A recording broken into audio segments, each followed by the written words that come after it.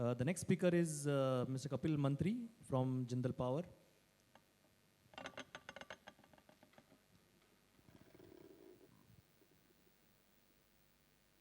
Hi, good evening, everyone. I'm Kapil Mantri from Jindal Steel and Power Limited. I head strategy and business development for the group. I have a small presentation of a few slides. Essentially, what I'm trying to do is I'll cover gas very briefly. Hydroelectric power, it's not a fuel, but it's a replacement of a very important fuel. So I think I've brought that, and coal.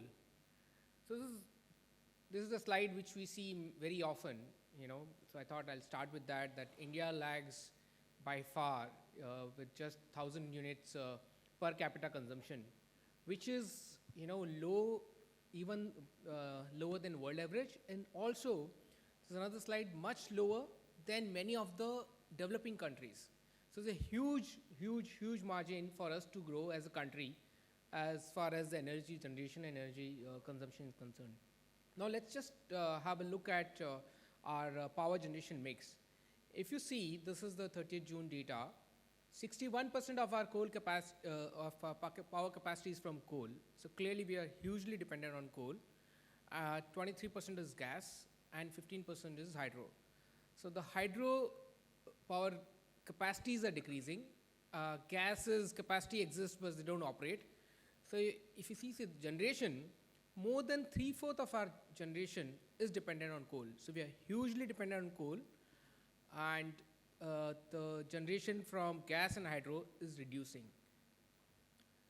Natural gas, I think, is not the moot point I want to make here. Is there's a huge demand-supply deficit.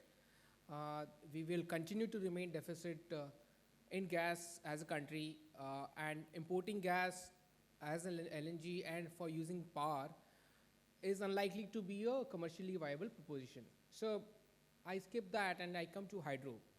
Now, broadly speaking, there's a base load and there's a peak load, right? So coal is amazing source for India's base load. But what do we do about peak load? If you don't have gas, but you have huge hydroelectric potential. And for some reason, our country has not been able to exploit that. And that's a big opportunity. We are anyways hugely dependent on coal, and this is tremendous advantages of energy security. It works out to be cheaper in the longer run. It provides stability to the transmission grid. It obviously will, most of the hydropower projects are in the remote areas. So as part of the development of hydro projects, even those remote areas will be developed. Hydroelectric generation, so this is just that we have a huge, even though today the power prices are low and there appears to be a supply, however, higher supply than demand, surplus area, but when it comes to peak power, we are still deficit of 4.7% in the last financial year. So this is India's total capacity of hydro, that is greater than 25 megawatt, less than 25 we consider as a small hydro. The potential is 1,45,000, but we have been able to develop only 30% of that. Compare this with China. So China has developed almost 50% of its hydropower potential. So we have a huge room there.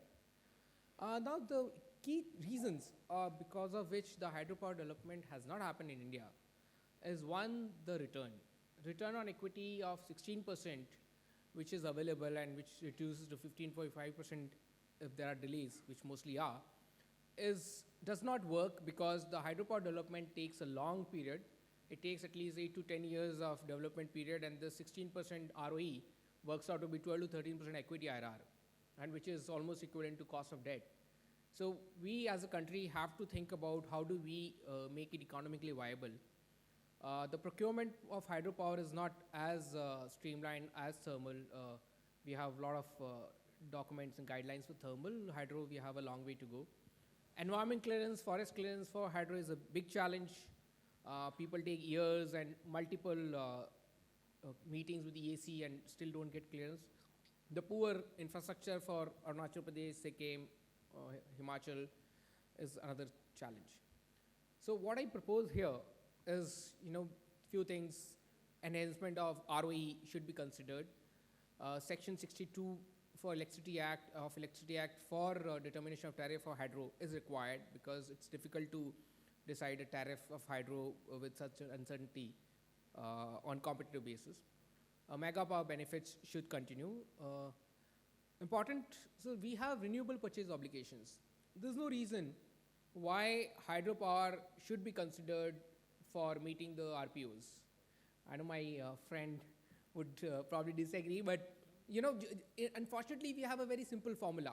Anything less than 25 is good, anything more than 25 is bad, which is a ridiculous but very simple formula. We need to think more analytically and scientifically, that what's the capacity. Maybe there's a large project but doesn't cause any damage to the environment, or gives more benefit than it causes any damage. They have to be given some kind of benefits, and one of those could be having RPO or having specific obligations for hydropower.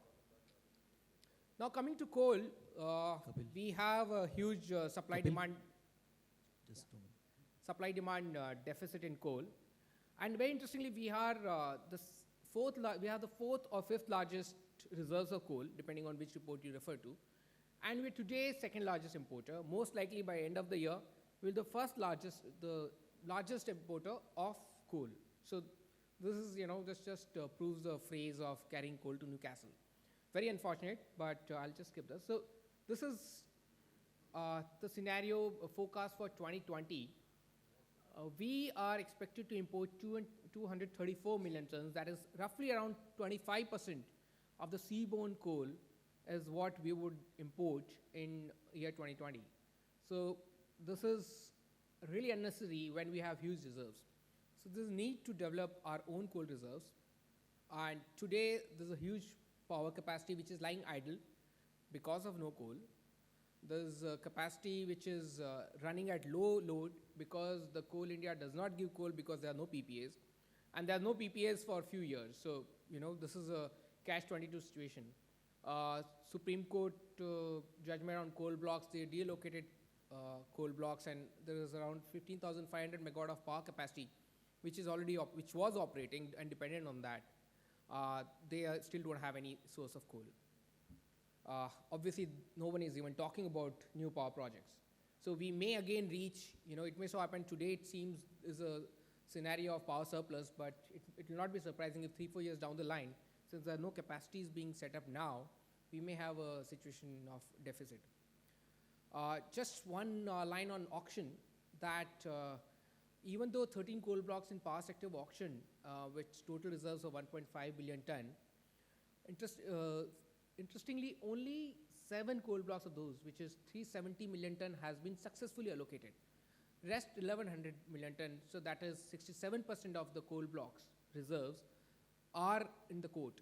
So, the auction has not been a big success as we read, but there's a long way to go. There are various reasons of that. Another small thing, that though Coal India has increased production, we as a country, and Coal India specifically, has to focus more on quality evacuation constraints. There's times when the GCV of what they say and what the consumer actually gets, there's a difference of 1,000 kcal per ton many a times. So just to summarize, I think one, we have huge coal reserves. We need to explore them today. The pressure on CO2 emissions worldwide is going to only increase. It may so happen this coal becomes of no use 10, 20, 30 years down the line. So it's better utilize them today. We need a plan from Ministry of Coal for how much coal is available today, right? There was aggressive bidding in coal auctions. Why? Because no one knows what's in future. If there are more coal blocks, if there are more linkage. So everybody thinks, okay, this is the last one, let's grab it. Coal India needs to improve quality along with the production. We have huge opportunity of rationalizing linkages. We have coal going from Orissa to Maharashtra, and some other coal coming from Maharashtra to Orissa. There's a lot of possibilities on swapping coal linkages and saving a lot on transportation and country's burden. And hydropower needs a huge push from the government. Thank you so much. Thank you, Kapil.